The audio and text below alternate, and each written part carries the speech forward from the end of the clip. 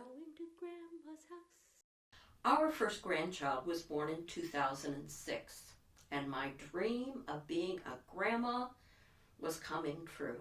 Yes, yes, yes. Except, well, we only got to see him once or twice as a little baby because this set of kids moved far, far away. So what I had experienced as a child with a grandma very, very close was not going to be possible with this grandchild. But I was not going to give up. The internet helped a lot, but Grandpa and I knew that we needed to put in some real up and close personal time with this grandchild. Fortunately, our kids agreed. So in 2007, we got ready for a month-long visit with them just after the Christmas holidays. We had already sent some odds and ends of, toys and whatever that we had ordered online.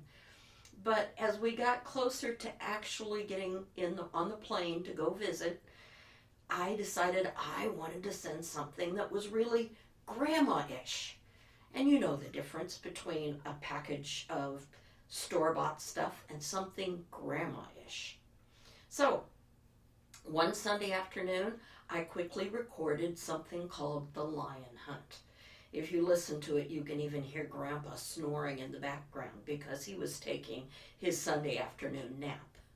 Well, I put it on a DVD and sent it off, and we arrived 2-3 weeks later for our visit. Now, I was ready to go very easy with this little toddler that we hadn't seen personally. He wouldn't remember us, he was just a baby.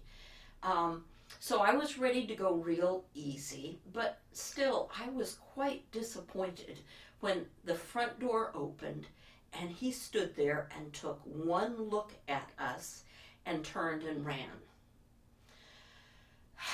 I'd failed.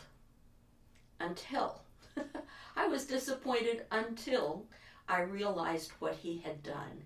He had run into the kitchen, opened up a cupboard door that his mom kept just for him with odds and ends of plastic things that he couldn't break, pulled out a bowl, put it on his head, ran out and sat down on the floor in front of me and started patting his knees. Well, that's what I had done in the little Lion Hunt hand video that I had done for him. He wanted to do his video game together immediately. It was like he was expecting me. He knew it. He knew that this was something that we had in common.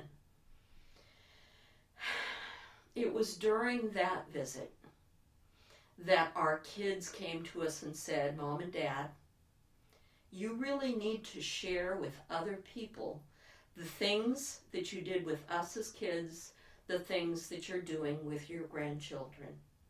They wanted us to encourage others to do the same things because they knew that those little everyday things had a big impact on their lives, and they expect the big impact to be on their children's lives too. So it's been over 10 years now, and we're still sharing the experiences and things and thoughts that we have with our own family that continues to grow.